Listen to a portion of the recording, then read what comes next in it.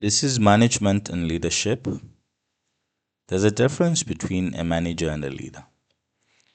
A manager tells you what to do, but a leader motivates you so you want to do what you have to do. So here's the difference. The first one, the manager controls the actions of employees, tells them what to do, but a leader influences the actions of employees. A manager gives the rules and instructions, you must do this, whereas a leader gives guidance and motivation to employees.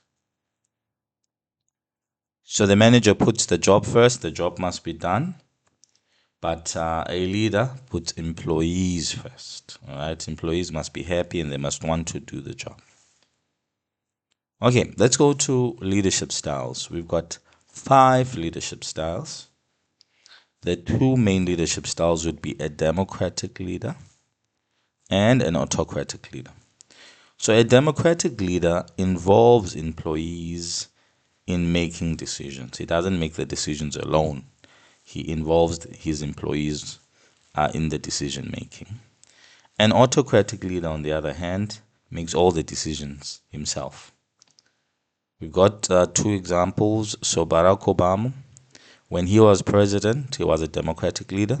So he would involve his employees or his cabinet when he made decisions. And now in the US, they've got Trump. Now Trump is an autocratic leader. He makes all the decisions himself.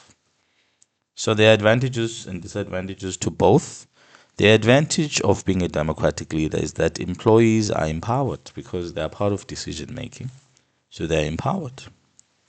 The second advantage is that workers are more productive because they are happy. They are part of the process. So they become more productive. A disadvantage, though, is that decision now making takes time. Remember, everyone must be consulted, so it takes time before decisions can be made.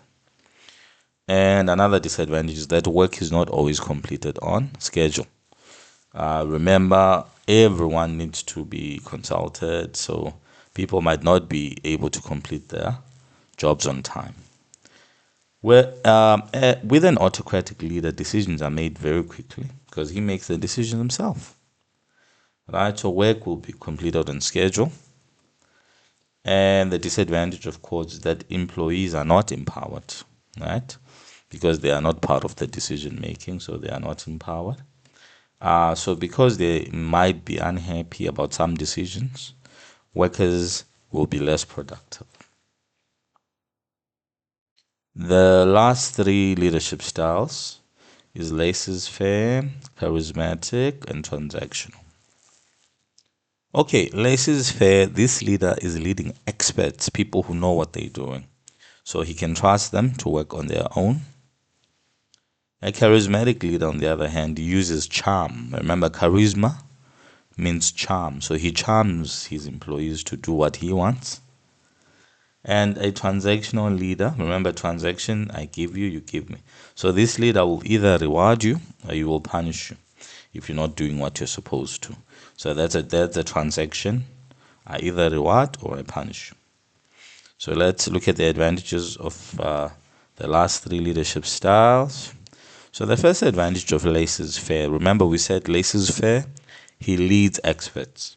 So the advantage is that employees have freedom to make decisions because they are experts. But the disadvantage is that lack of leadership can lead to a decrease in productivity because you let them do what they want, they might not be as productive as they should be.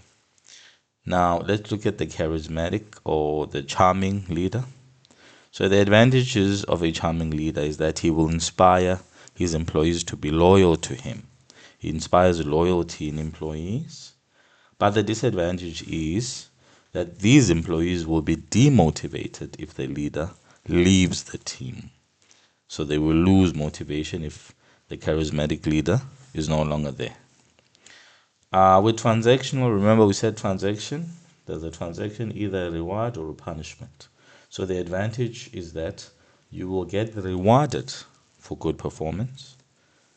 But the disadvantage is you will get punished for poor performance, right?